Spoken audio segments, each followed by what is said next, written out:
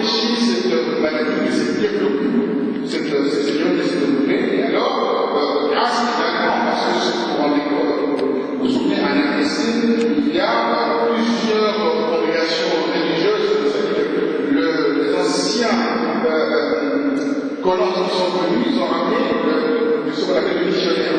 Les missionnaires ont établi leur base dans presque toute la République démocratique du Congo. Et à travers ces bases-là, ça a permis à nos gouvernants de bien contrôler, en fait, si vous voulez, cette maladie via la Belgique, via la communauté des parce qu'il y avait des enquêtes entre l'Occident et ces communautés-là qui sont toujours en délai. C'est qu'on peut observer. Alors, beaucoup de gens, aucun disait que voilà, c'est une maladie envoyée par les Occidentaux. Moi, je ne veux pas rentrer dans cette polémique stérile, que les gens disent, voilà, pour déstabiliser un pays, alors on éjecte cette maladie dans telle zone pour provoquer la tension, et les ONG viennent derrière, à travers ces ONG-là, il y a des espions, des gens qui regardent ce qui se passe à l'intérieur du pays, voient là où il y a des richesses, pour faire écarter, en fait, la population, afin qu'eux viennent mettre leur matériel, afin de faire leur prospection. Voilà, ça c'est en termes de polémiques autour de cette maladie. Alors on peut dire une seule chose, cette maladie, depuis que ça existe depuis 2000, pas 76, il y a que 1500 victimes, 1500 personnes décédées. Or, le laboratoire pour rendre en fait un investissement par rapport à leur recherche fondamentale, il faut beaucoup de victimes. C'est malheureux à dire. Il faut énormément de victimes. Il faut qu'aussi ces victimes-là soient touchées en Europe, là où il y a l'Occident. Comme ça n'a pas touché l'Occident, comme ça n'a pas touché encore l'Europe, les gens ne s'inquiètent pas. Donc on peut voir par rapport, si on compare l'Institut Pasteur à comparer avec la rage. La rage, ça fait quoi 50 000 victimes. Voyez-vous, donc là, comparé avec l'Ebola, touché en Afrique, vous savez, les Africains, quand les Africains meurent, vous savez comment les choses se passent.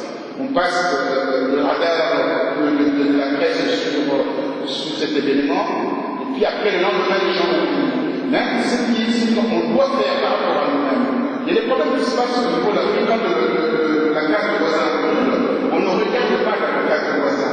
On est occupé à faire autre chose. Or, il y a des signes par rapport à cette épidémie. 4 fois l'année, donc les autorités sanitaires de l'Afrique, c'est la part de l'Union africaine, devaient s'inquiéter de cette situation, avoir des dispositifs afin que le pays de la Guinée aujourd'hui soit rempli de outils pour éradiquer en fait cette épidémie. On connaît l'origine de cette virus. On le connaît. Ça vient de la chauve-souris. Je ne peux pas vous faire des démonstrations parce que vous avez les éléments par rapport à cela. Ça vient également de la viande de gibier mort où on ramasse la forêt, on mange, ça se transforme de l'assiette alors, vous voyez, et ça vient également de ce qu'on mange beaucoup de primates, de viande de singe, etc., que nous, les Africains, nous sommes beaucoup, et l'Afrique centrale, on a attrapé en fait la RDC à cause de cela. Ça s'est passé à Cuba, c'est chez nous, c'est le nord-ouest de la RDC, là où les gens ont l'habitude de manger la viande de singe. C'est à partir de là, il y a une transmission directe à cela. Mais avec la prévention, avec le travail fourni par les ONG que je parlais tout à l'heure, lié avec la Belgique, on a essayé d'éviter que cette maladie arrive à Kinshasa. Parce que c'est par la voie fluviale que ça peut traverser. Alors quand je parlais de l'Afrique, 850 millions d'habitants, 1 milliard d'habitants, on n'a pas de chiffre. Mais il faut faire attention avec nos affluents, avec nos rivières. C'est avec ça peut être à travers nos forêts, ces primates peuvent percuter aujourd'hui la RDC, c'est de l'autre côté de l'Afrique de l'Ouest, pour vous montrer simplement qu'on a failli par rapport à quelque chose. On n'a pas mis en exergue, on n'a pas mis en avant la prévention. Mais aujourd'hui, on est en train de dire que la maladie n'est pas isolée, les chercheurs ne font absolument rien. Mais en définitive, c'est nos gouvernants qui devaient s'en charger pour pouvoir faire la campagne télévision, la radio et la presse. Mettre de moyens en place afin de guider aussi les systèmes d'élite, comme on dit, mortuaire qu'on utilise en Afrique. On est en contact direct avec la personne touchée ou décédée pour pouvoir faire ce qu'on appelle le lever de corps, etc., nettoyage du corps. Tout cela, ça se transmet à travers ces éléments-là. Donc c'est hautement transmissible. Donc je pense que la seule chose que nous devions faire, nous, Africains, c'est de créer en fait une mutualisation en termes sanitaires. Quand il y a un problème qui se passe en Afrique centrale, le lendemain, ou quelques années plus tard, ça peut toucher, bien entendu, l'Afrique de l'Ouest ou l'Afrique, bien entendu, de l'Est. Parce que si on regarde là où c'est parti cette maladie, ce virus, c'est l'Afrique centrale. Ou dans l'Afrique centrale, ça peut créer en fait entre guillemets, des ramifications pour la transmission de cette maladie. Donc il fallait envoyer des experts en laisser enfin savoir comment la maladie des cercles verts doit arrêter la propagation de cette maladie. Alors, nous comptons aujourd'hui, par rapport à ce qui est de plus nous ramener une bonne solution, mais je pense, il me semble, par rapport à tout ce qui se passe, par rapport à l'injustice, on a attendu des années pour avoir la thérapie. Dans la gratuité, et après, maintenant, on peut accéder à ce traitement facilement. Il y a plusieurs années. Mais il faudra aujourd'hui que la conscience du gouvernement soit au-dessus, en fait, de nos considérations politiques. Quand vous allez au pouvoir, il y a cette chose, c'est leur, bien entendu, environnement immédiat, qui regarde, qui ne regarde pas, c'était le peuple qui récolte la situation. Voilà, donc je ne suis pas là à rappeler notre propos médical, mais il y aura peut-être des questions tout à l'heure concernant cette fièvre hémorragique qui est très violente. Mais cette chose qui est sûre, donc on progresse par rapport à la prévention. Alors la prévention, c'est bien, mais il suffit aussi de mettre les siens, de mettre aussi la volonté politique par rapport à ça. Merci.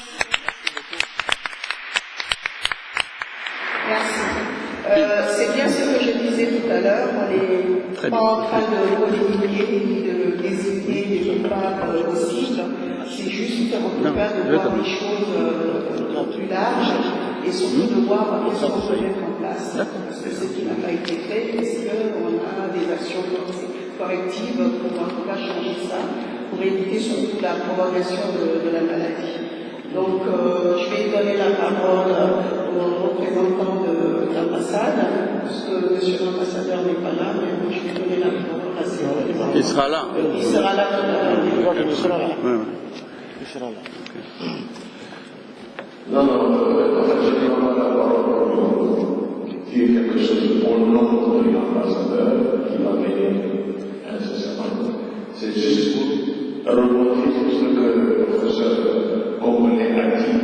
J'étais effectivement, comme on est dans le témoignage, j'étais effectivement en poste à Kinshasa, à l'ambassade de Kinshasa, lorsque le maladie s'est déclenché à l'ex-Zaïre, le peuple du Zaïre. J'étais là. Et je dis tout à fait, qu'à l'époque, il y a eu un discours tel que les représentations de nos continents accrédités au Congo, disons encore à Zaïre, ont dû demander à leur personnel de quitter. D'aller soit en Belgique, soit au Congo, au Brazzaville, soit dans un pays pour éviter les contaminations. Mais cette discours a été de Zaïre s'est donné à fond. Et d'ailleurs, ça fait l'objet d'un film, si vous pouvez le voir dans l'internet. C'était au Zaïre. Il y a eu une mobilisation internationale intense pour maîtriser, pour cantonner la maladie. On est même allé jusqu'à brûler des gaz, brûler des concessions, pour ne pas que la maladie voyage dans les entreprises. Mais développer nos entreprises pour tranquilliser les gens, l'équipe ici. Nous sommes honnêtes, etc. On a vu ça, on a sorti, jusqu'à présent, nous sommes en train de parler encore de cette maladie. Parce que je vais ajouter pour l'instant. Ok. Merci beaucoup. Donc peut-être que, hein?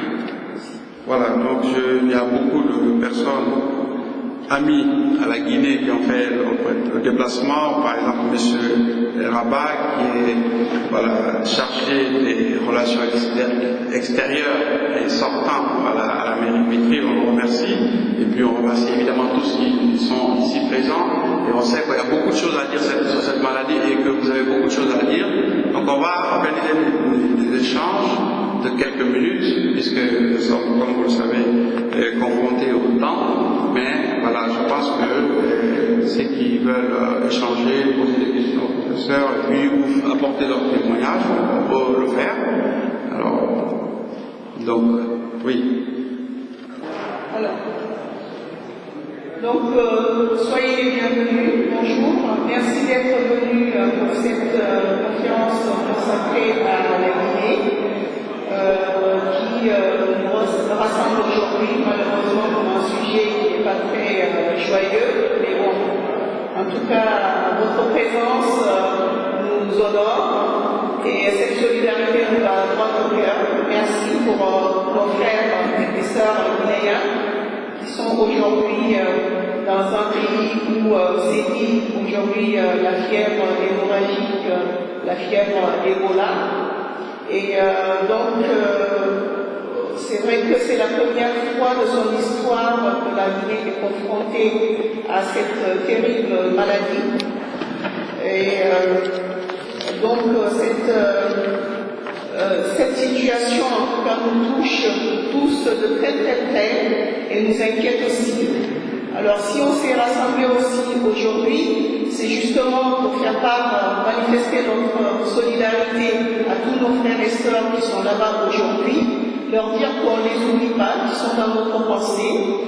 Et le but donc de cette rencontre, c'est tout sauf juger les gens, tout sauf chercher des boucs émissaires, c'est juste pour qu'on puisse échanger, nous rassembler, échanger entre nous, et puis on aura certainement des témoignages des personnes qui ont déjà vécu ça dans leur pays, qui nous apporteront leurs témoignages.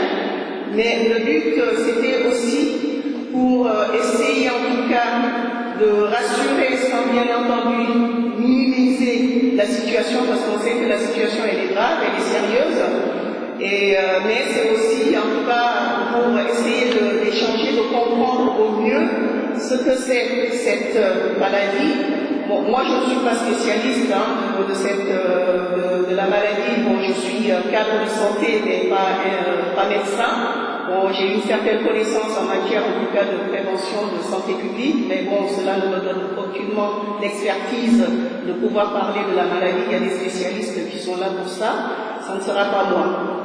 Donc voilà, donc en tout cas, on vous remercie beaucoup d'être là aujourd'hui, pour qu'on puisse échanger autour de cette maladie, du problème auquel on se retrouve confronté aujourd'hui dans notre pays. Et c'est aussi de réfléchir ensemble, de voir qu'est-ce qu'on peut trouver comme solution. Bon, d'ores et déjà, le but aussi de cet rassemblement, c'est aussi de pouvoir recueillir des fonds pour qu'on puisse venir en aide à nos parents, nos familles qui sont là-bas, qui sont dans le besoin, et surtout aussi de venir en aide à tous les personnels qui sont sur le terrain, qui œuvrent, qui se battent pour que justement pour se construire la maladie.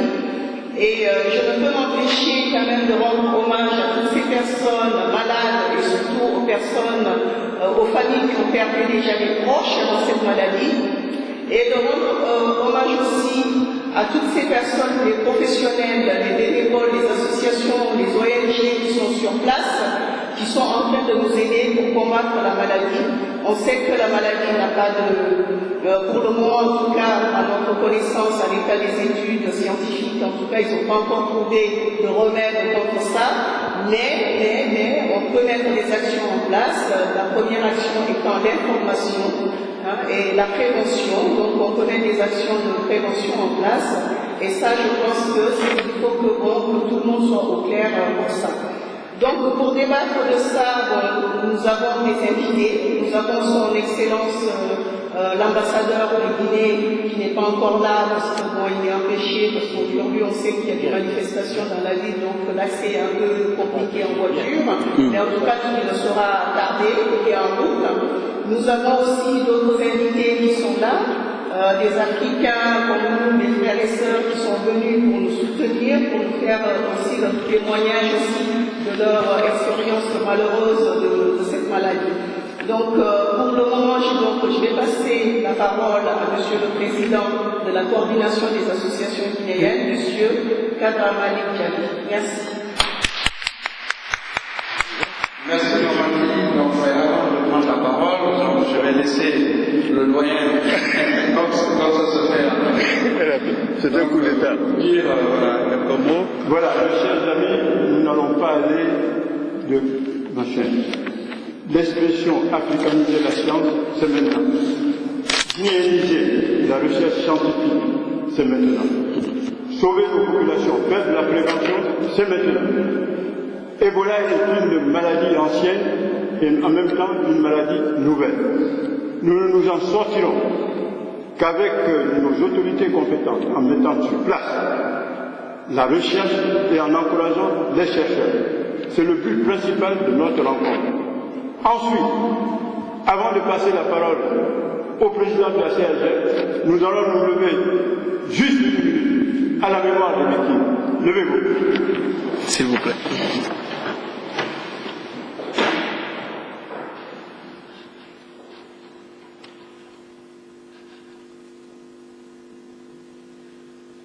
Merci. Je passe la parole au président de la CRG pour deux raisons. Nous voulons des jeunes engagés, actifs, combatifs. C'est ça la jeunesse.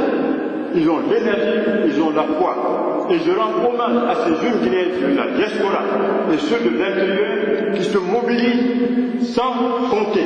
Nous devons nous mobiliser les uns et les autres parce que c'est la meilleure façon de faire de notre pays un grand pays. Et je tiens à dire que c'est dans des moments difficiles que les grands peuples naissent. Devenons un grand peuple, devenons un grand pays, par la qualité de la pensée, par la qualité de l'action. Il n'y a pas à tergiverser, il n'y a pas à tricher. Je passe donc la parole à la jeunesse, parce que je veux que la jeunesse soit le porte-flambeau du changement en qualité et naturellement en humanité. Voilà la jeunesse, vous avez la parole. Okay. Merci. Donc je commence d'abord au nom de la coordination des associations guinéennes de France par remercier tous ceux qui ont fait le déplacement et tous ceux qui n'ont pas pu venir, parce qu'il y a beaucoup de personnes qui avaient confirmé leur présence que je ne vois pas dans la salle. Et l'objectif de cette rencontre, c'est d'abord marquer le coup. On sait que pour mobiliser la communauté guinéenne, il faut un peu de temps. On a beaucoup hésité sur cette date-là, mais on s'est dit, compte tenu des circonstances de l'urgence, qu'il fallait marquer le coup. On a voulu faire en deux étapes. Cette première étape consiste à nous rencontrer, à échanger sur le sujet, avant d'organiser une grande rencontre avec la participation de tous les Guinéens, nos artistes, nos sportifs, etc. Donc nous travaillons sur ces questions-là, mais on s'est dit qu'il est important aujourd'hui de marquer le coup. Et donc je vous remercie de votre présence. Je remercie également donc, ceux qui ont initié, parce qu'il y a eu beaucoup d'initiatives, ce n'est pas uniquement la coordination qui a pris la décision, on a beaucoup d'associations et de personnes physiques qui ont souhaité organiser, mais on a voulu se réunir ensemble sans mettre en valeur qui que ce soit. Ces personnes ont beaucoup travaillé, ils sont dans cette salle et je ne vais pas citer, mais c'est vraiment montrer voilà, leur sens de l'intérêt général. Donc je remercie toutes ces personnes-là et je remercie évidemment les membres de la CRG qui se sont impliqués voilà, pour cette rencontre. Donc, l'objectif est simple, comme l'a rappelé Mme Bangora Mamadi, c'est essayer d'apporter notre contribution. Donc, mais comment? Cette contribution par des collectes de fonds, ensuite des échanges sur la destination des fonds, puisque nous sommes, certes, nous pouvons avoir des idées, mais ceux qui sont sur le terrain guidés sont mieux placés pour savoir ce qu'ils ont réellement besoin. Donc c'est de faire en sorte que les collectes qui vont être effectuées soient allouées en fonction des besoins réels du terrain. Et donc ça, nous allons travailler avec les professionnels de santé, les autorités, pour définir justement ces besoins-là. Et puis, en ce qui concerne donc la deuxième étape de rencontre dont j'ai annoncé tout à l'heure, nous viendrons vers vous en tant qu'association membre de la coordination, mais aussi toutes les personnes ressources pour que nous puissions mutualiser nos efforts et faire en sorte qu'on puisse la prochaine fois être beaucoup plus mobilisés, puisque c'est toujours regrettable de faire des démarches avec toute la communauté guinéenne et ne pas voir vraiment la Guinée dans son ensemble, même si évidemment ce n'est pas le nombre qui compte, c'est voilà, la volonté d'apporter sa contribution. Donc je ne vais pas être long, je vais donc passer la parole à Mamadi qui va diriger voilà, la rencontre, et donc nous allons inverser un petit peu le calendrier. Donc son Excellence vous présentera tout à l'heure ses excuses pour le retard, mais c'est compte tenu des circonstances particulières que peut-être il sera mieux placé pour vous annoncer. Donc je passe la parole à Mamadi. Merci, Monsieur le Président. Comme je vous disais, on avait des invités. Et alors, nos invités, évidemment, il y a Monsieur l'ambassadeur qui n'est pas encore là, mais il y a une délégation de l'ambassade de Guinée qui est là, en la personne de son conseiller politique, et voilà, qui est là. Excusez-moi, votre nom, s'il vous plaît? Pardon? Monsieur Barry. Monsieur Barry, voilà, donc ce sont les personnels de l'ambassade qui sont là. Et nous avons d'autre part Monsieur Roger Mongo, rédacteur en chef Afrique, rédaction, et qui a négocié, voilà, à qui on va donner la parole. Nous avons aussi des personnalités, donc bon, il y en a un qui s'est présenté tout à l'heure en la personne du doyen d'enseigner Camara. Et voilà, donc sans plus tarder, je vais donner la parole à M. Roger Mongo, rédacteur en chef, qui va s'exprimer sur l'objet de notre rencontre aujourd'hui. Merci. Merci infiniment pour la parole. Merci. Même si la salle est que j'ai fait une provocateur. Non, ça va. Si la caméra soit là, il faut que ces informations-là soient transmises à qui les droits aux personnes qui souhaiteraient avoir des informations. Effectivement, quand on parle de cette maladie, par l'épidémie Ebola, on regarde l'Afrique, c'est, comme je dis toujours, c'est un village à près d'un milliard d'habitants, et normalement, en 2050, on sera à 2 milliards.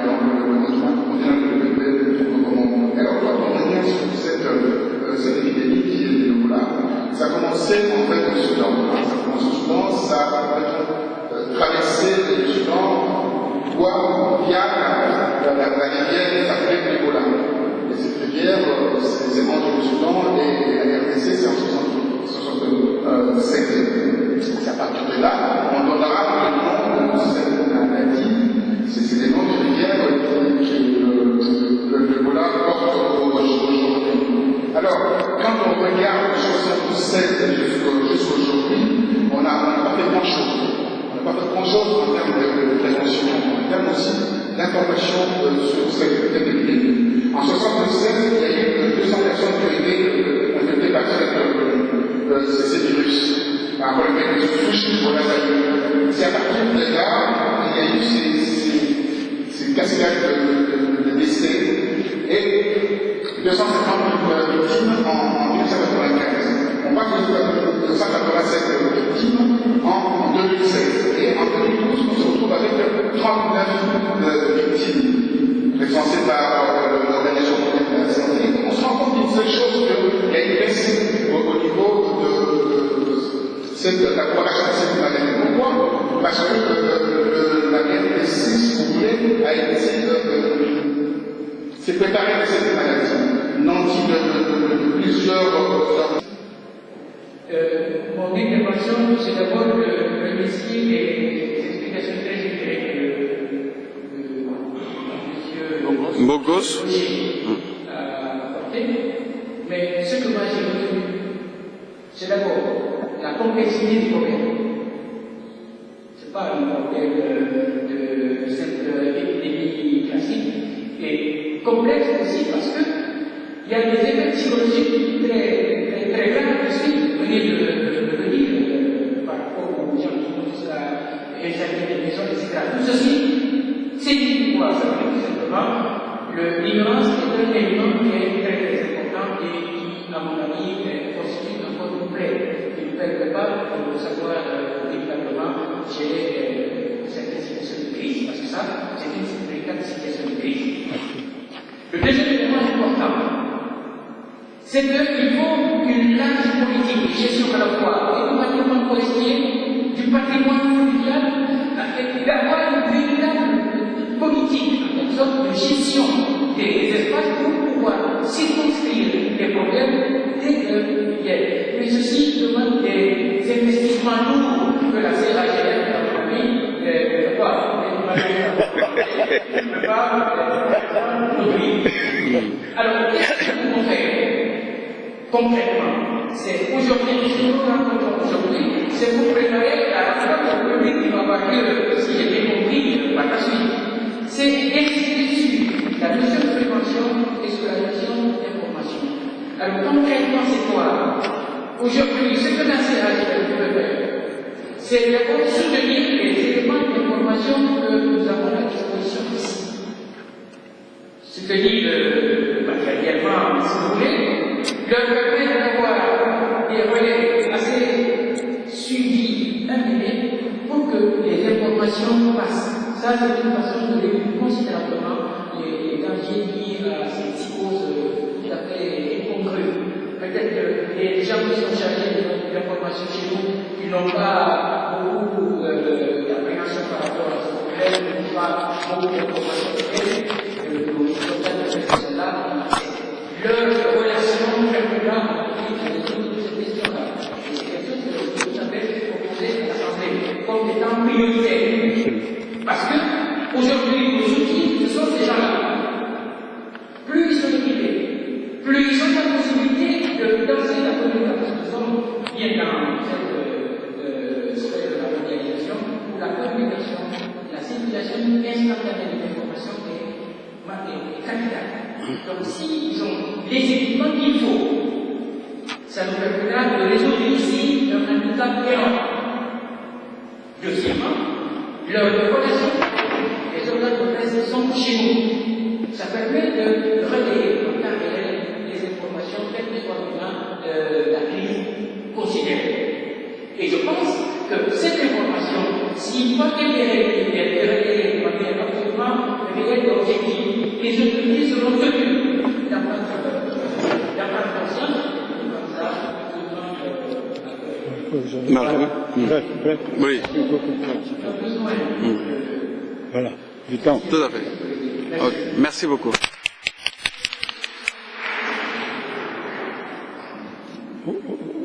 Merci. Il faut lui dire d'être bref. Hein.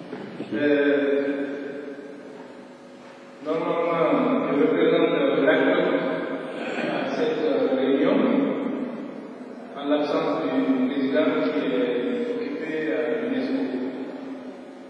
Mais je ne m'exprime pas là au nom de l'acteur. Je vais poser des questions du citoyen qui entend ce truc-là, qui aurait pu s'appeler de son grand âge, en biologie. Donc, je pose des questions tout à fait banales, si je peux dire, que n'importe qui aurait pu poser. Donc, ce n'est pas en tant que responsable.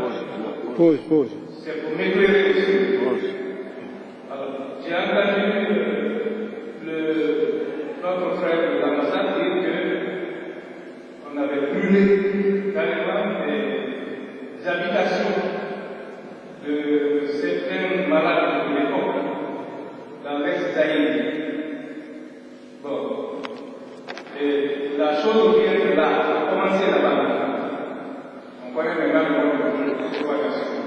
Moi, je pose simplement la question parce que j'attends des rumeurs, peut-être qu'ils ne sont pas à la portée de tout le monde. Moi, par exemple, j'ai des mails chez moi, 2007 aussi du Maroc, où il paraît que la fierté, l'argent arrivé, c'est à l'hôpital Moulay, on sait pourquoi, des choses comme ça.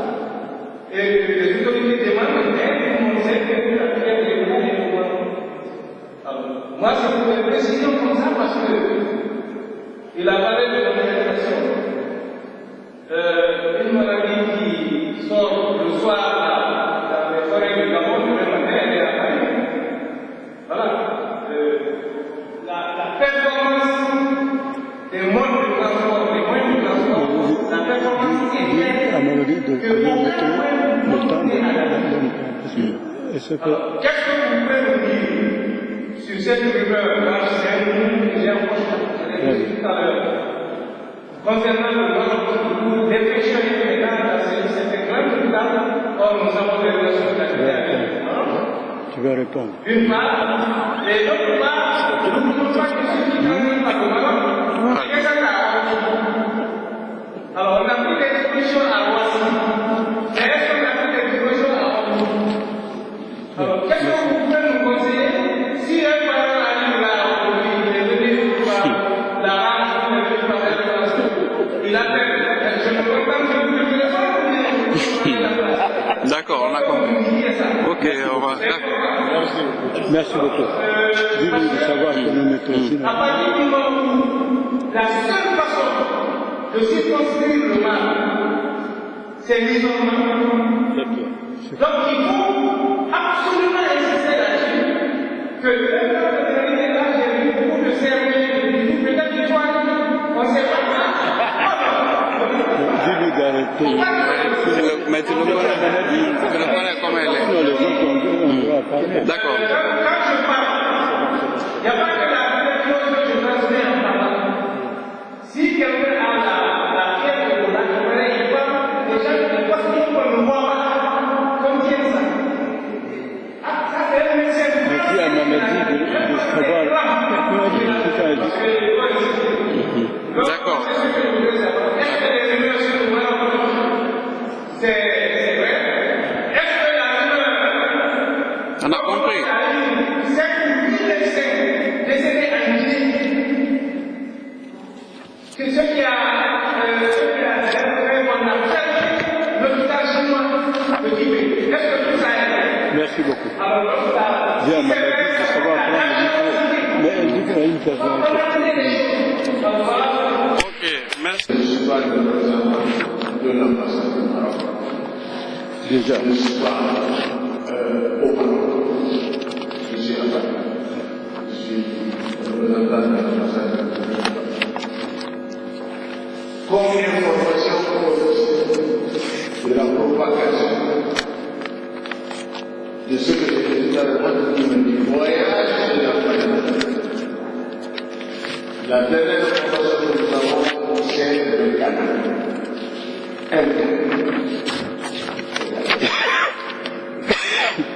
Deuxième point que j'ai voulu éclaircir à propos d'informations. Vous pouvez toujours dire que quand vous êtes rentré, salutation, ça c'est le domaine des scientifiques. Les médecins qui peuvent nous donner des informations sur les aspects épidémiologiques de la maladie. D'accord, je vais. Ce n'est pas ici qu'on dira aux interprètes de saluer sans autorité qui viennent à vous. Très bien. Ce sont les médecins qui peuvent nous donner des conseils pratiques. Et ça, ces conseils pratiques ont été donnés à nous. Partout. Je suis originaire d'une région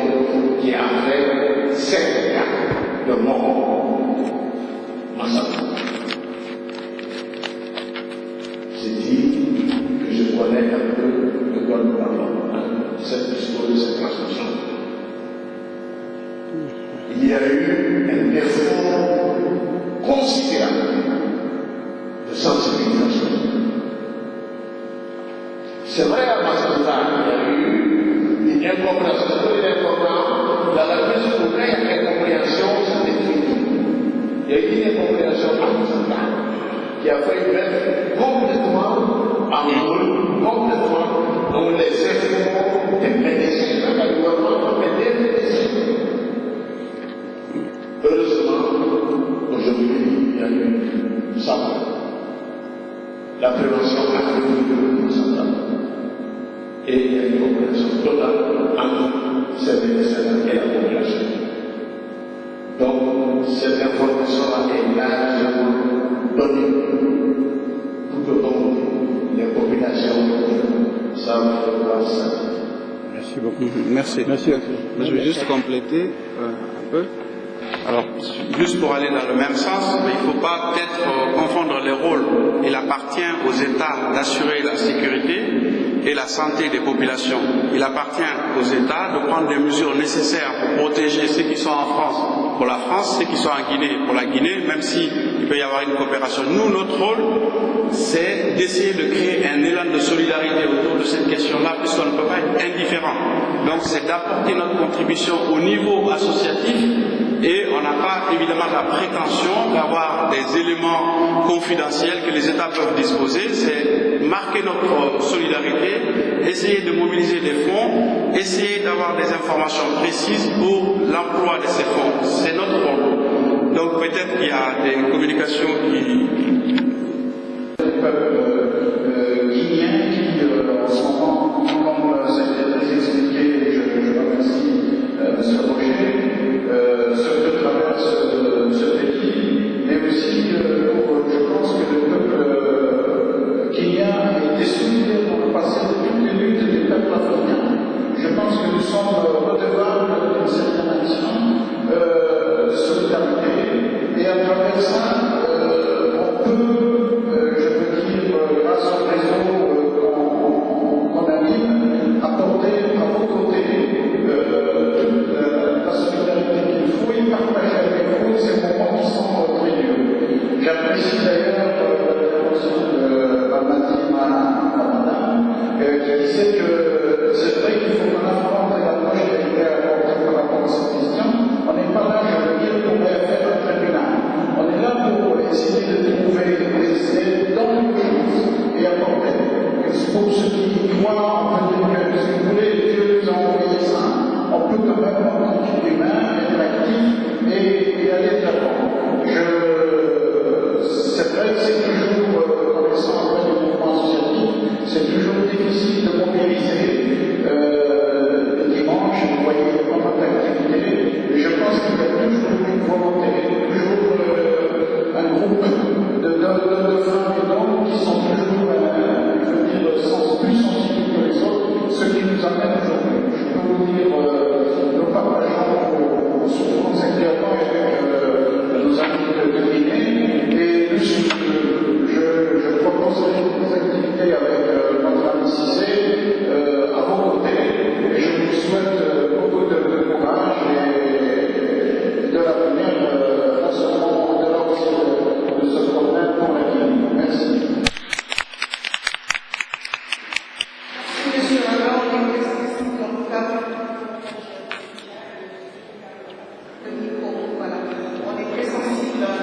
Et là, l'ambassadeur, c'est le soutien et le soutien psychologique. Merci. Je passe la parole à votre femme. Je vais demander la parole tout à l'heure. Merci bien. Bonjour à toutes et à tous. Voilà. J'interviens parce que j'ai entendu une personne parler de prévention par rapport à cette maladie. Mais comme M. Jean de la Barca et le président de la CNF sont déjà intervenus pour parler du rôle, pourquoi nous sommes ici aujourd'hui, pour marquer notre solidarité, pour marquer M. Kazalabé, qui a passé à 2 ans, aujourd'hui pour marquer notre solidarité, et dans le deuxième temps, nous allons vous permettre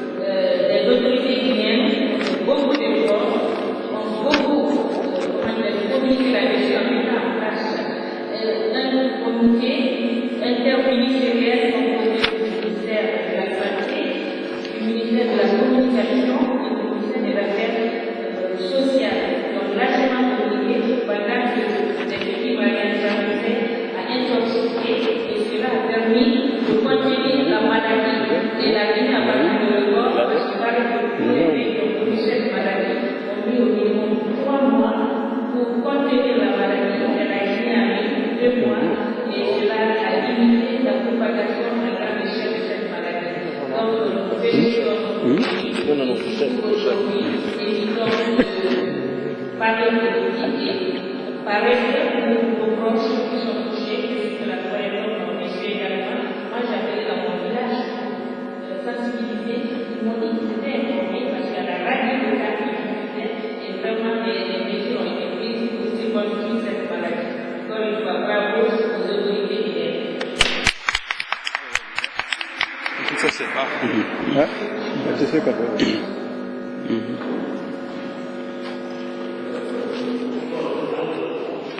Je ne sais pas si les Guinéens savent que le mal de réclame, je voudrais citer que le réclame. C'est dommage de ne pas assez les Guinéens, c'est pourtant, j'en existe. Peut-être les Guinéens en France, il y en a beaucoup. J'espère que nous allons commencer à trouver, comme l'a dit ce cadre de mobilisation, pour qu'on puisse y arriver, mobiliser un grand nombre de personnes. Je voulais simplement dire que c'est mieux de pouvoir mettre un par des solutions. Il faudrait que tout le monde, dans les mois de structures comme ça, puisse avoir une idée de ce qu'il apporte aux solutions. Et puis je voulais dire aussi qu'il ne faudrait pas qu'on pense à la mobilisation doit être au-delà des Guinéens. Si les Français sont généreux, ils ont l'habitude de contribuer à des situations difficiles comme ça, ils peuvent aussi contribuer. C'est pour cela que je vais donner une liste de tous les responsables des hôpitaux de Paris, des directions de la République qu'on puisse envoyer le droit qui puisse nous aider. Nous n'arrêtons pas à Paris, les hôpitaux de Paris sont aussi ouverts jusqu'à la province. Il se trouve que la province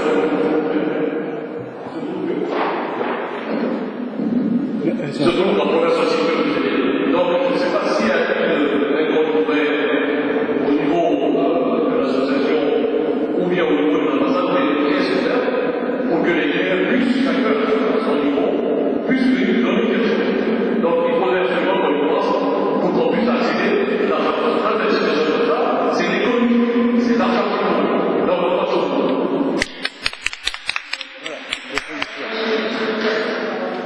Ce que je voulais ajouter à ça, c'est que la coordination, quand elle a pris cette initiative, c'était justement pour pouvoir, dans un premier temps, mobiliser tous les Guinéens, au-delà des Guinéens, c'est ce qui a été prévu. Et donc, on devait réfléchir un peu, parce que bon, comme on dit, une seule pensée, c'est pas une pensée, c'est une pensée commune qui est en train de produire.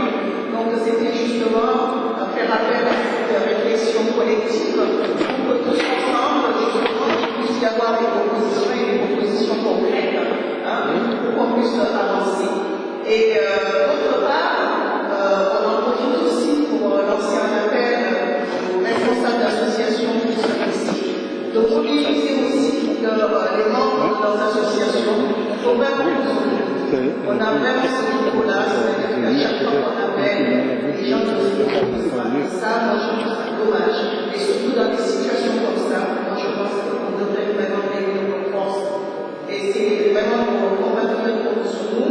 Et la CHF n'a pas du tout la vocation de se substituer à l'État, parce que l'État a son rôle à jouer. Et certes, il y a vraiment une politique de santé publique à mener. Je vais passer quelques mots. C'est l'État qui va le faire. Nous, ce qu'on est en train de faire, c'est possible. Ah oui, absolument. Mais il faut qu'on. Voilà. Donc. Dans le cas de la présence du virus Ebola dans un pays, nous avons deux types de réactions. Nous avons la réaction de solidarité comme celle que nous avons aujourd'hui pour aider la Ebola.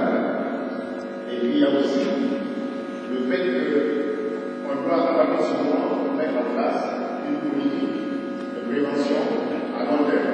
Parce qu'il faut le savoir, le virus, quand il est devenu une fois, il reviendra. Le professeur peut confirmer cela, c'est à l'état ici pour aussi pouvoir venir. Il a tous les pays où le virus Ebola est arrivé une première fois. Donc, L'épidémie a mis à nu les carences de notre système médical. Il ne faut pas se le cacher. D'ailleurs, les deux laboratoires qui sont là, il y a un qui Sénégal, qui sont à Conakry, et MSF a mené notre laboratoire sur le plan correct. À quelque chose malheureusement, je pense que la présence des organisations internationales sur place fera mettre en place une politique de formation et d'équipement de nos hôpitaux. Ça a commencé avec un appel de formation éducationnelle sur place.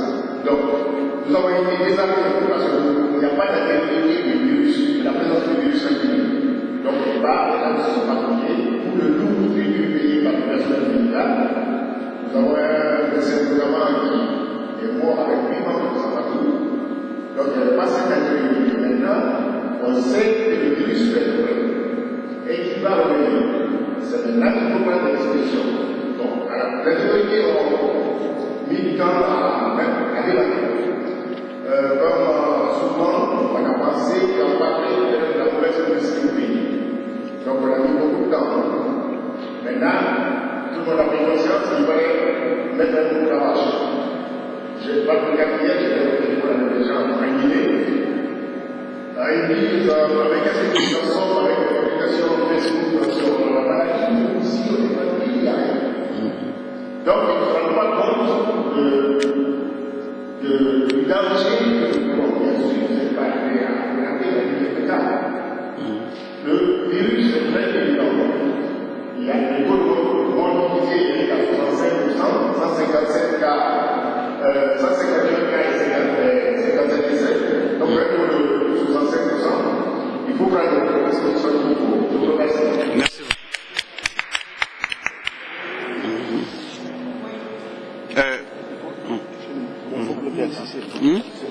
Oui, si c'est comme. Il y a l'autre qui a demandé aussi. Qui campait Ah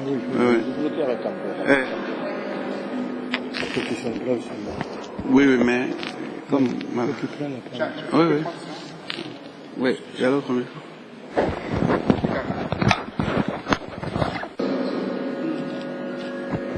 Allez-y, monsieur. Quand le monsieur le président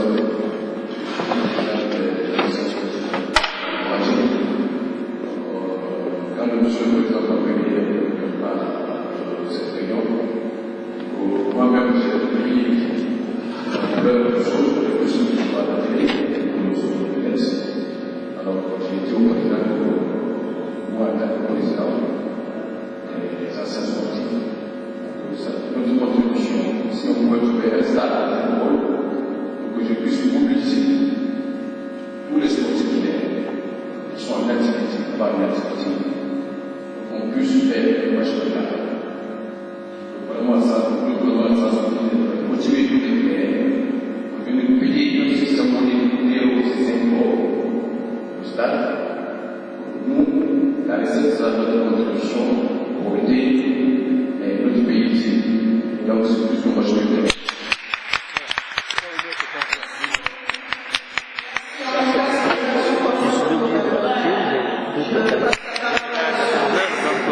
D'accord. Ok, non, c'est pas grave. On reste en contact. Merci. Et l'acte de la nation, qui a fait suivi de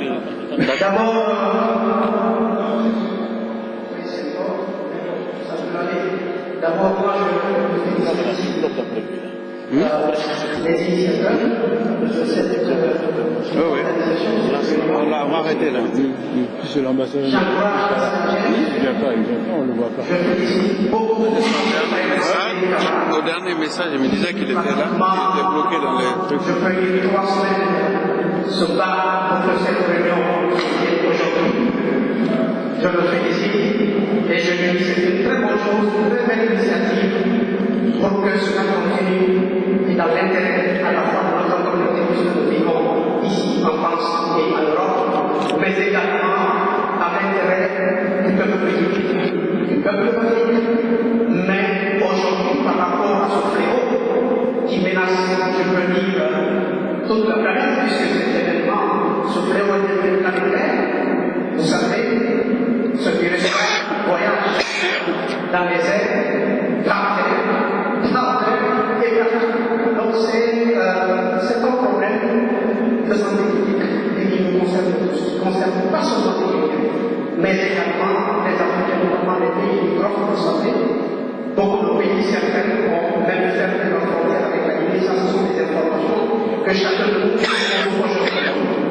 Je crois qu'il faut également mettre l'accent, ça a été dit ici, la CAGF l'a dit, encourager le travail fait par le gouvernement guinéen aujourd'hui en matière de sensibilisation, de communication, d'information.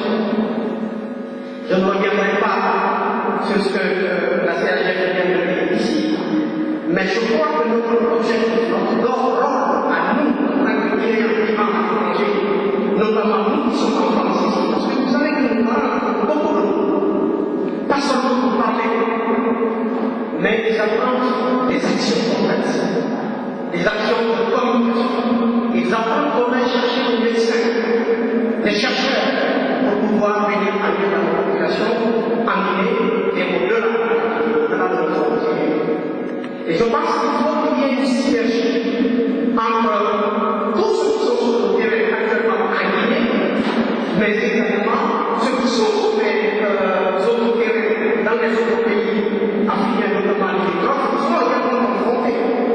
Parce que on vient de dire que 3 cas ont été découverts, signalés au Ghana, mais il n'y a pas que le Ghana, il y a d'autres pays aussi, le Mali, etc. Donc c'est un problème qui nous concerne tous. Moi je crois, pour le moment, il n'y a aucune solution. Nous n'en avons pas, puisque ça a été dit et répété, il paraît que celui n'aime pas trop le chaleur et n'aime pas trop non plus le froid. Et pour le moment, il n'y a pas de problème. Alors, qu'est-ce que nous devons faire? C'est de faire en sorte que l'information et la communication puissent vraiment être donnée. Et c'est tout cela, aussi notre rôle en tant que Guinéen vivant à l'étranger. Et qu'on aille chercher ceux qui peuvent aider notre pays, le peuple africain, à circonscrire cette maladie. Il faut également faire en sorte que pratiquement toutes les organisations africaines, notamment la CEDEAO, l'Union africaine, n'est-ce pas, et d'autres organisations, puissent s'impliquer dans cette dynamique. Je pense que ça a été fait. Mais il faut faire en sorte que ça puisse être protégé, d'avoir du temps. Voilà, très bien. Il faut absolument que pratiquement toute la puisse s'impliquer pour que nous puissions s'écouter seulement cette maladie. Donc je remercie beaucoup, en tout cas vous qui avez initié, nous sommes là. Mais je regrette une chose que nous avons là aujourd'hui. Il est extrêmement difficile et compliqué de mobiliser notre communauté. La preuve en est là aujourd'hui. Et cela nous fait dire, est-ce que les Guinéens en Ile-de-France, notamment, sont conscients de ce fléau-là, sont conscients de ce qui frappe notre pays aujourd'hui? Est-ce que nous en sommes conscients, notamment? Et cela, je le fais. Et je pense que nous devons continuer en tant que responsables associatifs à faire passer l'information au sein de nos associations respectives pour que, au moins, chacun se sente responsable et indépendant. Ok, merci. Je sais que nous avons besoin de ce plan, pas juste pour le développement de la Guinée et de l'Afrique. Madame, levez-vous. Applaudissez, madame. Madame, on a besoin des femmes guinéennes. Madame Hadja, levez-vous. On a besoin des femmes guinéennes pour trouver le continent. La soeur est à côté, levez-vous. Plus que jamais, nos soeurs, nos mamans, nos filles, venez au bout de votre pays. Vous en serez fiers et nous comptons sur vous. Je passe la parole à la jeunesse à condition que la jeunesse soit le fer de l'ordre pour lutter contre Ebola. Mettons ensemble Ebola. Merci. Merci, on va laisser voilà, un mot à l'ambassade et puis le professeur va dire quelques mots et puis on va Alors moi, je voudrais vraiment faire de nos échanges, je voudrais insister et dire aux confrères de l'université au moment grave, la mobilisation doit être 5 minutes. Nous devons la mobiliser.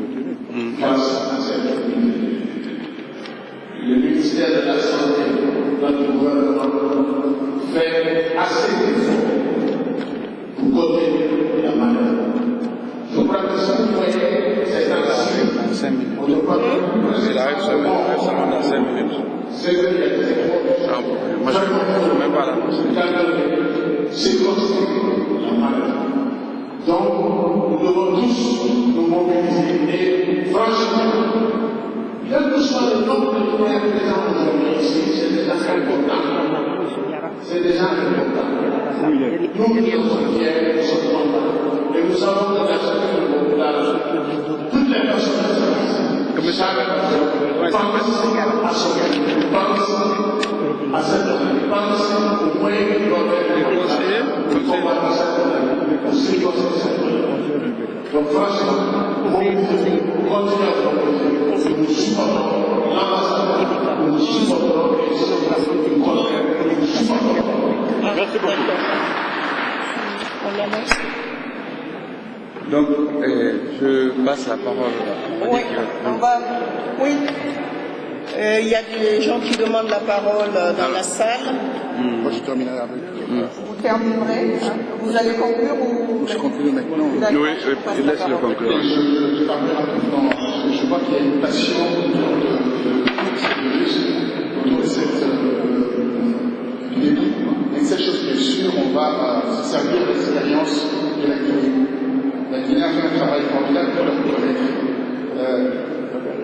C'est vrai qu'on devait s'inspirer par rapport aux archives que la RDC détient sur les 4 périodes difficiles que ce pays a pu vivre pour essayer de le faire encore mieux. Mais c'est vrai, il faut saisir les autorités de la communauté africaine où il y a plusieurs communautés. Quand on commence par le Noir, par la SADC, on parle de toutes les communautés qui existent pour, en fait, se mettre ensemble, créer une dynamique pour gérer bien ces genres de situations difficiles. Il est évident que c'est vrai qu'on ne peut pas rattraper à chaque fois une situation, rattraper le virus et rattraper également le mort. Simplement faire un travail de communication pour faire de la sorte que l'autre pays vit la même chose. Et là, on voit au Sénégal, on a décidé 2-3 cas, au Mali aussi, quelques cas, on parle de Maroc, mais néanmoins, je vais répondre à la personne qui vient de partir. Je peux dire qu'il y a ce qu'on appelle le SAS que la France a pu mettre pour essayer d'éviter que cette maladie arrive jusqu'ici en France. Je pense qu'il faut faire confiance aux autorités, faire confiance à leur travail. On ne peut en aucun cas se sujet à leur travail pour dire autre chose. Le travail qui est fait ici, c'est un travail associatif, c'est un travail formidable qui donnera aussi la possibilité aux gens d'avoir en réalité de l'aide, ça va venir avec l'ensemble de voilà, monsieur l'ambassadeur qui est là, je vais pouvoir le saluer. Voilà, la situation est là. Donc, prenons l'exemple, ce qui s'est passé en Guinée, et si à partir de là, on peut faire quelque chose de cette dynamique, de ce travail qui a été fait pour protéger l'avenir d'autres pays qui pourront vivre cette situation qui est difficile. C'est une situation qui va perdurer. Il faudra tenir compte de cette chose. L'Afrique, la réserve mondiale des oiseaux, des primates, ces animaux-là convergent, vont traverser toute l'Afrique et c'est qui aussi ramène cette maladie. Voilà cette chose, la maladie par le virus. Voilà, merci. Merci pour ces précisions-là. Et donc là, nous venons de recevoir son Excellence, Monsieur l'Ambassadeur. Mais je vais sans tarder donner la parole, parce que nous, on a déjà avancé en travaux. Non, là, vous n'avez plus le temps. On va directement vous mettre dans le bain, parce que je pense que votre parole est attendue aussi, en tout cas dans ces moments assez critiques dans l'histoire de notre pays, en tout cas en ce qui concerne cette maladie qui sévit en ce moment en Guinée. Monsieur l'ambassadeur, je vous passe la parole. Merci beaucoup. Chers compatriotes, je vous prie d'abord de m'excuser de ce retard. J'avais une autre manifestation à l'autre bout de Paris, à l'est de Paris. Ça fait 1h30 que nous sommes en voiture pour atteindre la place de la République. Le fait d'avoir organisé cette rencontre est la preuve que ce qui nous arrive à nous tous guinéens. Nous sommes tous concernés C'est ensemble que nous vaincrons cette épidémie. Et à ce titre-là, je ne peux que vous remercier d'avoir pris l'initiative, ensuite de vous être déplacé. Ce qui se fait au pays, nous avons essayé de prendre les mesures. Pour ceux qui regardent la télévision nationale, vous avez vu l'expert français hier dire qu'en moyenne, le délai de réaction est de 3 mois, mais qu'en Guinée, ce délai a été ramené à 2 mois pour la première fois dans la lutte contre cette épidémie. C'est dire l'engagement des autorités pour vaincre ce malheur qui nous arrive, mais c'est dans le malheur aussi qu'on reconnaît ses amis. Les partenaires se sont mobilisés à notre profit. Nous continuons cette mobilisation. Des initiatives sont prises partout où sont les Guinéens en France. Nous recevons tous les jours des associations d'étudiants, de jeunes, de travailleurs pour dire ce qu'ils peuvent faire pour le pays. Et nous sommes là aussi. Sachez que l'ambassade est là pour accompagner toutes ces bonnes initiatives et que nous ne ménagerons aucun effort pour réussir à circonscrire le mal et de le vaincre. Donc merci. Je pense que le premier conseiller qui est là, les amis qui sont là ont dû dire tout ce qu'il y avait à dire. Il n'y a rien à ajouter que d'être solidaires de nos populations, qu'elles sachent que nous sommes là, que nous sommes aussi victimes de la même épidémie. Merci à nos compatriotes. C'est ensemble, tous les Guinéens ensemble, que nous réussirons ou nous échouerons. Alors faisons en sorte de réussir. Merci infiniment de tout cœur avec vous. Donc, merci beaucoup. Donc, c'était un peu le mot de la fin. Je dirais simplement, comme je l'ai dit en introduction, qu'on a voulu inscrire l'action en 2 étapes. Cette première étape consiste à sensibiliser et nous comptons mettre en place une beaucoup plus grande organisation pour essayer de mobiliser les Guinéens avec toutes les composantes de la population, les artistes, les sportifs, etc. Donc Mazo rappelait tout à l'heure son implication pour mobiliser les sportifs autour de cette question-là, pour qu'on puisse sensibiliser et créer un élan de solidarité des Guinéens autour de cette question. Donc je vous remercie toutes et tous pour ce début que nous allons poursuivre ensemble. Et voilà, donc je signale. Voilà, donc, oui. L'adjoint au maire.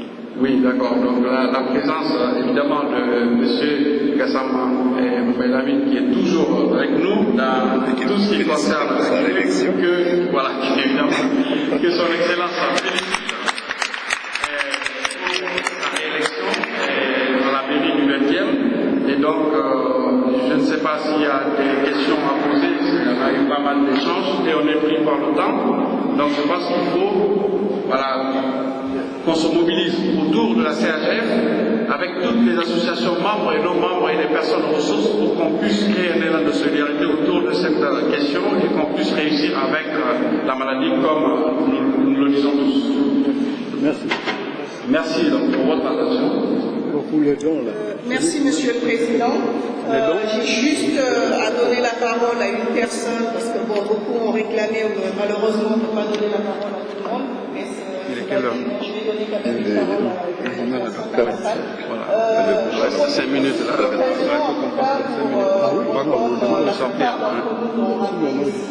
On a fait appel à la et dans le générosité et toutes les bonnes idées, toutes les propositions sont à prendre. La coordination en tout cas reste à votre disposition pour vos propositions que vous pouvez apporter parce que seul on ne peut pas. C'est pas là-bas mercredi, il y a l'UNESCO. Non, je dis ça ici. Non, c'est pas. Moi, je vous pose pas de question, je voudrais simplement que comment dire aujourd'hui, c'est la rencontre des gens. Et à l'issue de cette réunion, si ensemble nous pouvons fixer notre rencontre, c'est qui permet. Salut le plus baba. Aujourd'hui, il a été très il a dit que 3 minutes. D'accord. Cette commission, il y a l'aide de confrères qui ont été aussi écrits à tous les hôpitaux de Paris. On peut organiser aussi une commission à partir du Sénat. L'ensemble de ces commissions peuvent être formées par la CNGF. Je crois que ça, c'est un deuxième point aussi.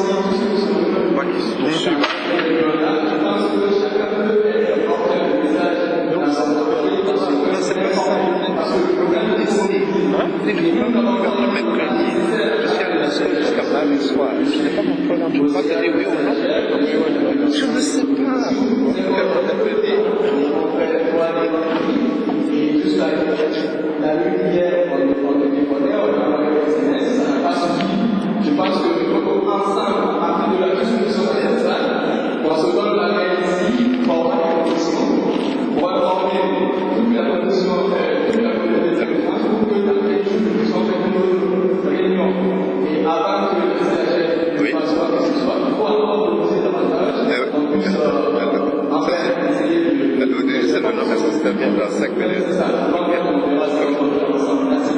Ok. Je suis malheureusement obligée de désolée parce qu'on doit rendre la salle continue à respecter les horaires. En tout cas, merci à tous. Merci d'être venus. Merci pour votre soutien. Merci pour votre bienveillance envers la Guinée, le peuple de Guinée. Et nous en sommes très reconnaissants pour ça. Et n'oubliez pas de mobiliser. Je ne peux plus donner la parole. Je suis vraiment désolée. Je suis vraiment désolée, je ne peux plus donner la parole. À moins que Monsieur le Président peut déroger, mais bon, je peux. Merci beaucoup. Voilà.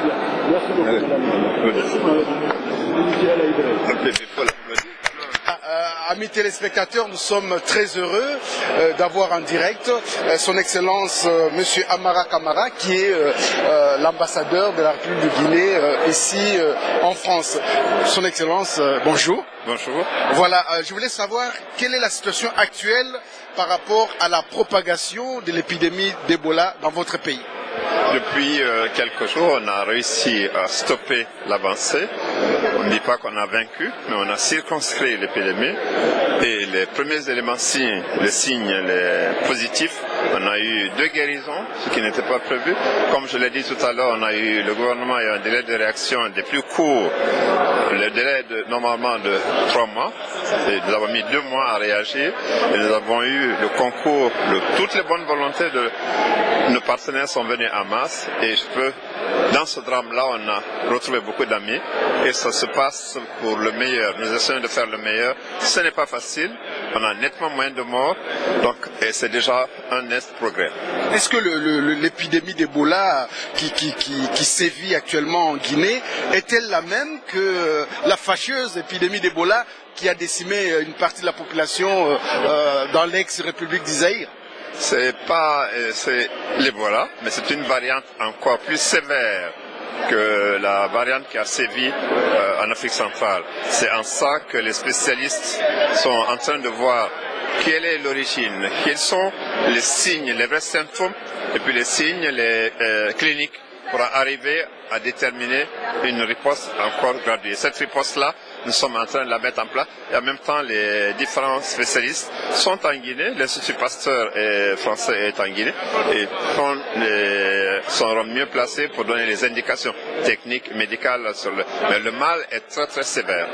Monsieur l'ambassadeur, on nous dit que l'épidémie d'Ebola s'est transmise par la chauve-souris. Bon, il y en a plusieurs cas de transmission, mais la chauve-souris. Est-ce que le Guinéen mange la chauve-souris pour qu'il soit affecté par l'épidémie d'Ebola? Mais comment une chauve-souris peut impacter, peut transmettre la maladie à un être humain? C'est un aspect comme un autre. Tout ce qu'on ingère peut provoquer des maladies.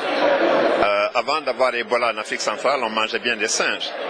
Mais il a fallu que cela arrive. C'est-à-dire tout ce qu'on ingère, ce n'est pas une question de chauve-souris seulement. J'ai appris seulement ce matin qu'il y avait 2 catégories de chauves-souris. Les chauves-souris qu'on mange et la catégorie qu'on ne mange pas. Est-ce que cela fait partie? Je ne saurais vous répondre. Mais je ne peux pas, je n'ai aucune idée de la composition chimique des chauves-souris et de leur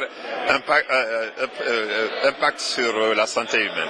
Excellence, lorsqu'on sort d'ici, on voit tout de suite une voiture berline noire immatriculée corps diplomatique. On s'est dit que l'ambassadeur est ici.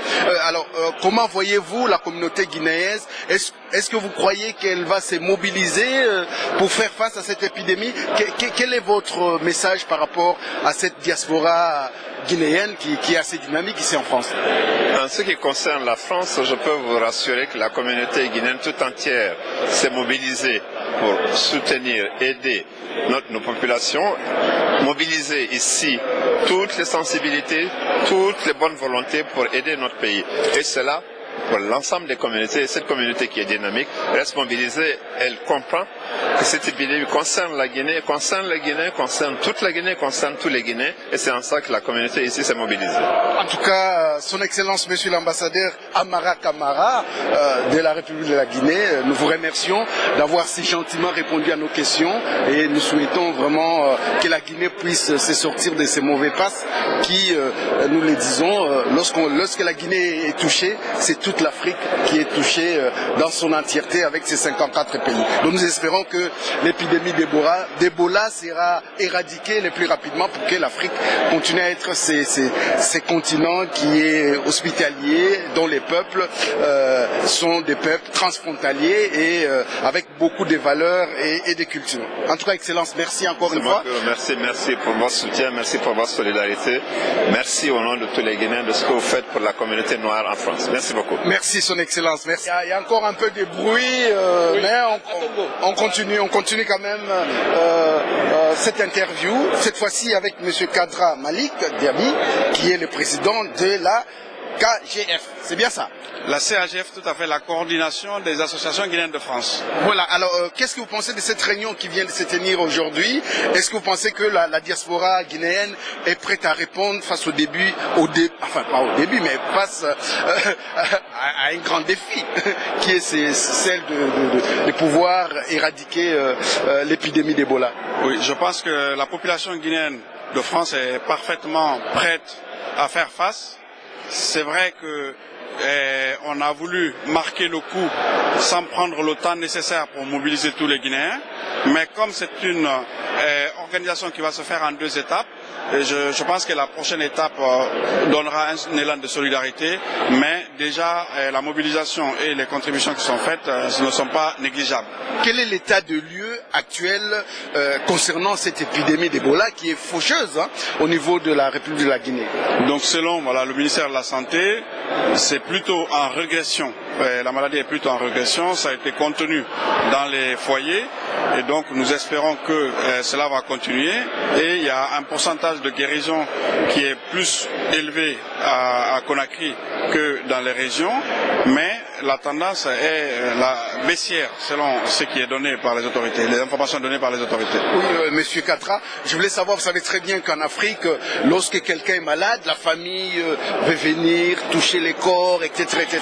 Or, on nous dit que rien que par la salive, l'Ebola peut se transmettre. Alors, est-ce que les Guinéens font très attention par le mode de transmission qui est, la transpiration, la salive, etc., tout ce qui est élément liquide? Est-ce que on peut dire que la population guinéenne est assez sensibilisée là-dessus? Oui, il y a une campagne de sensibilisation qui est menée sur le terrain à la fois par le gouvernement et les organisations non gouvernementales.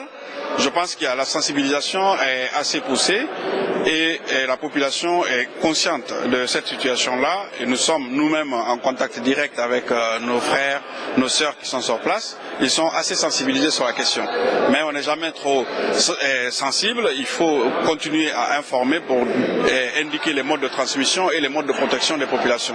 Mais alors qu'est-ce qui fait que le gouvernement guinéen a démarré en retard? Est-ce que ça c'est une caractéristique de tous les gouvernements africains ou bien c'est un peu exceptionnel par rapport à la Guinée? Donc selon les indications qui sont données, le temps de réaction habituel qui est de 3 mois, qui est ramené selon en tout cas les informations qui sont données à 2 mois, on peut considérer que le temps de réaction s'inscrit un peu dans la moyenne ou même un peu supérieur à la moyenne. Voilà. Maintenant, après ce qui nous intéresse aujourd'hui, c'est pas de dire qui a fait quoi, mais qu'on se mette tous ensemble pour aller dans la même direction, pour lutter contre cette maladie-là, pour que ça s'arrête en Guinée. Oui, alors je ne peux pas vous quitter sans penser à ces grands poètes en Pateba, qui a relaté assez profondément dans ses livres ce que c'est la Guinée, notamment la Guinée de l'époque coloniale. Est-ce qu'on peut dire aujourd'hui que la France accompagne quand même ce que vous faites au niveau de Guinée pour arriver à ce que cette épidémie soit un peu contenue et voire éradiquée? Voilà, je le dis, aussi bien les autorités guinéennes, les autorités françaises, les organisations non gouvernementales telles que l'Organisation mondiale de la santé sont impliquées dans cette question. Les Nations Unies et toutes les organisations internationales sont impliquées pour lutter contre cette maladie. On sait qu'aujourd'hui les maladies n'ont pas de frontières. Aujourd'hui c'est en Guinée, on a des vols quotidiens entre la Guinée et la France, ça peut se retrouver en France. Donc c'est dans l'intérêt de tout le monde de s'impliquer et les autorités françaises sont impliquées dans cette lutte contre la maladie Ebola en Guinée. Voilà, ce sera ma dernière question. Alors Ebola frappe beaucoup plus les jeunes, les femmes, les hommes ou les personnes âgées? Alors ça, je n'ai pas vraiment de statistiques, puisqu'on sait que c'est une épidémie et que c'est en fonction, voilà, peut-être de la situation, mais je n'ai pas ces données-là, statistiques, en ce qui concerne la partie de la population qui est la plus touchée. Mais, encore une fois, à notre niveau, en tant qu'association, c'est de créer un élan de solidarité autour de cette question-là, mobiliser des fonds, les employer en fonction des besoins réels du pays et non pas d'acheter des kits à l'emporte-pièce, mais c'est vraiment de cibler notre intervention pour que ça soit la plus efficace possible. Alors, Monsieur Malik Kadra, le mot de la fin par rapport notamment à la diaspora guinéenne qui est très dynamique ici en France, qu'est-ce que vous leur dites? Alors, je leur dis qu'aujourd'hui, c'est une première étape et qu'il reste une étape décisive pour montrer la solidarité des Guinéens de France à cette question-là. Et pour cela, nous allons passer par nos réseaux d'information habituels, notamment le réseau CAGF, mais aussi, et comme les Guinéens, on se connaît assez bien, on peut prendre contact avec l'organisation de la CAGF, le site de la CAGF est là pour les mails, etc. Pour ceux qui ont des actions, notamment en province, ils peuvent aller sur le site de la CAGF, nous envoyer des emails pour qu'on puisse mutualiser nos efforts pour rendre encore plus efficace notre action envers notre pays. En tout cas, Monsieur Malik Kadra, nous vous remercions. Nous voulons dire à nos téléspectateurs que nous sommes bel et bien ici à la Bourse de Paris, en plein cœur de Paris, hein, et la place de la République est à quelques mètres d'ici. Et donc, l'endroit était vraiment très chaleureux, très accueillant. Et je vois que nos frères guinéens continuent à discuter encore, à parlementer, alors qu'on doit libérer la salle. Mais avant de partir, peut-être je prendrai encore... voilà. Mais en tout cas, Monsieur Kadra, Malik, nous vous remercions d'avoir si gentiment répondu à nos questions. C'est nous que vous remercions. Merci beaucoup. Merci à vous. Voilà, pour combattre l'épidémie d'Ebola, il faut des moyens. Et les moyens, c'est pas seulement les autres pays qui doivent aider la Guinée, c'est aussi les Guinéens d'abord et même, mais surtout les Africains. Et donc là, nous sommes dans la joie d'accueillir notre maman, notre sœur, qui vient, elle a un don qu'elle veut faire. Maman, vous appelez comment? Je m'appelle Madame Haribo, présidente de l'association Élégance. Élégance veut dire encourager l'évolution de la femme par une nouvelle approche solidaire et sociale. Ben là, je ne vais pas dire que je suis déçue parce que bon, c'est la première réunion, convocation, mais seulement je voudrais demander aux femmes de se mobiliser. Que les femmes sortent, les femmes guinéennes viennent aider, qu'on se mette ensemble autour de la coordination, c'est-à-dire qu'on puisse mobiliser toutes les femmes de la France, des femmes guinéennes surtout. Je vais parler surtout des femmes guinéennes parce qu'aujourd'hui on ne les a pas vues. Hein. Et pourtant nous sommes nombreuses ici. Nous sommes très nombreuses. Donc je demande aussi à ces femmes qui veulent s'investir séparément de ne pas le faire. De se joindre à nous, de se joindre à la CAGF afin qu'on puisse former vraiment, se mettre autour d'eux et faire ce don pour l'ensemble de la Guinée. Donc je pense que bon, actuellement nous les femmes... Et vous avez quelque chose parce que ça c'est pas n'importe quel papier là. Pas n'importe quel papier, c'est un don qui vient de l'association Élégance. Oui. Disons, nous donnons aujourd'hui un chèque de 500 euros. 500 euros, 500 euros. Ouais. Disons, c'est notre contribution pour lutter contre cette mauvaise maladie, cette maladie qui décime la population. En tout cas, maman, merci beaucoup. Merci beaucoup pour ces dons. Nous espérons que ça va contribuer à ce que les autres puissent être aussi sensibles à ce que vous avez fait et qu'elles puissent, que de nombreuses femmes puissent donner aussi leur contribution par rapport à cette maladie Ebola qui décime la population guinéenne. Monsieur le médecin, bonjour. Bonjour. Vous appelez comment? Je m'appelle Dr Sankan Alioun, médecin généraliste à Paris. J'interviens par rapport, c'est pas des millions que je voudrais attribuer à mon pays dans les circonstances, mais tout ce que je peux faire, c'est d'intervenir au niveau de la communication en tant que professionnel dans le domaine, par rapport au fléau qui se rabat sur notre pays. Donc c'est pas la première fois à l'intérieur de l'Afrique qu'un tel fléau se rabat. On a connu le premier fléau de l'épidémie de la fièvre hémorragique Ebola au Congo en 1976. Après, ça s'est succédé dans les différents pays, le Soudan, et on a vécu aussi de façon circonstancielle la même maladie aux États-Unis. C'est une grande puissance à travers des gens qui élevaient des singes et qui, au cours de la manipulation, ont pu attraper le virus. Donc, ce que je voulais dire au peuple de Guinée par rapport à ce fléau, j'ai dû intervenir dans certains sites pour sensibiliser la population par rapport à.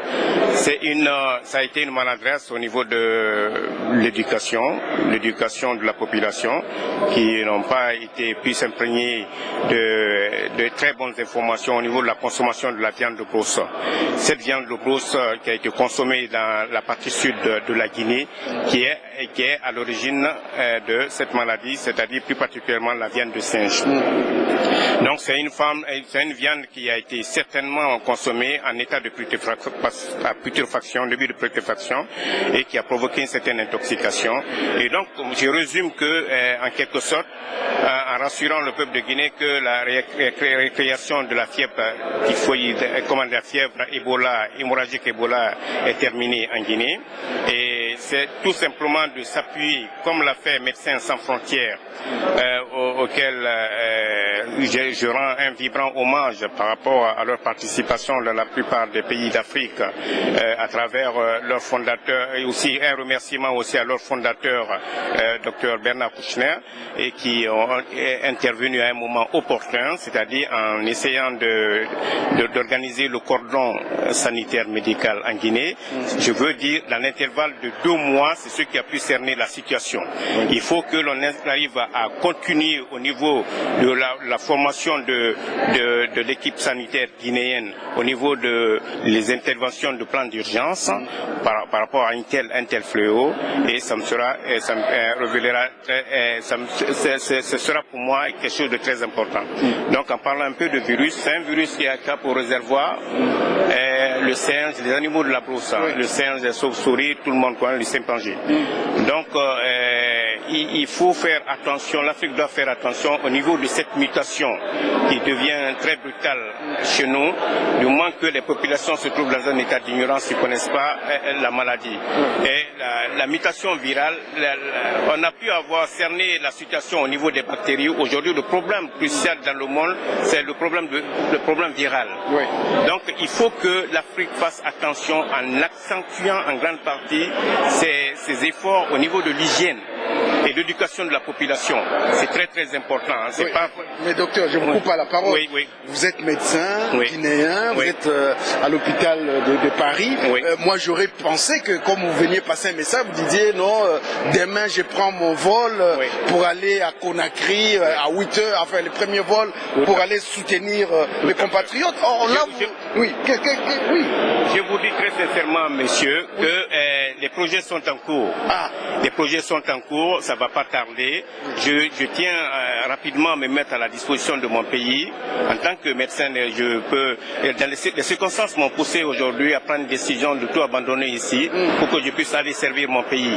Parce que le problème de ce virus, c'est pas là le problème, en quelque sorte, les symptômes que ça peut présenter. Lorsque on peut revoir quand même les symptômes à travers la conjonctivite, par exemple, qui peut être une première apparence, avant que les céphalées, les maux de tête s'installent, la diarrhée et les vomissements. Par rapport à tout cela, moi, j'essaye de canaliser la situation, qu'ils essayent de penser à un stade où le virus est en état d'évasion, c'est-à-dire de grande multiplication, de penser à faire le ionogramme sanguin et urinaire, parce que il y a un déséquilibre au niveau électrolytique, au niveau du potassium, est-ce que vous comprenez, qui peut être responsable de beaucoup de symptômes que je peux vous citer. Docteur, moi je suis à des années-lumière à tout ce que vous dites. Je voulais quand même vous remercier pour ces conseils que vous venez vraiment d'adresser aux autres Guinéens qui vont nous écouter, notamment qui sont là-bas en Guinée, pour dire qu'il faut faire très très attention par rapport à à la viande de brousse. À la viande de brousse, la consommation de la viande de brousse.